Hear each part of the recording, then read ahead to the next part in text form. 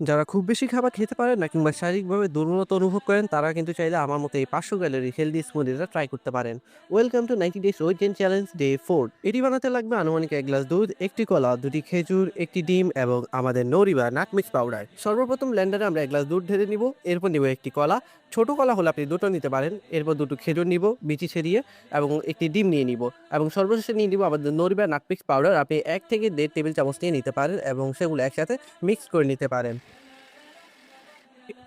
এরপর ব্লেন্ডার করে এটা তরল হয়ে গেলে কিংবা এভাবে মিক্স হয়ে গেলে তখন আপনি এটা নামিয়ে নিতে পারেন এবং খাবার জন্য রেডি করতে পারেন। এখানে কিন্তু মাত্র 1 গ্লাসে আপনি পেয়ে যাচ্ছেন প্রায় 500 ক্যালোরি। আমি স্ক্রিনে এগুলো ব্রেকডাউন করে দিব কোনটা থেকে কত ক্যালোরি এসেছে এবং এটি খাবারের স্বাদের দিক থেকে যদি বলি, স্বাদও কিন্তু খুবই মজাদার। আপনার কাছে মনে হতে পারে যে ডিমের গন্ধ করবে কিনা, কিন্তু সত্যি বলতে আমার কাছে কোনো গন্ধই লাগেনি যেহেতু এটা সিদ্ধ করে নিয়েছি। তাই বাসায় বসে আপনিও যদি এরকম হেলদি স্মুদি বানাতে চান তাহলে এখনই সংগ্রহ করতে হবে আমাদের নিরাময়ের নরি বা নাট মিক্স পাউডার। পরবর্তী পর্ব মিস না করতে চাইলে এখনই ফলো করতে হবে।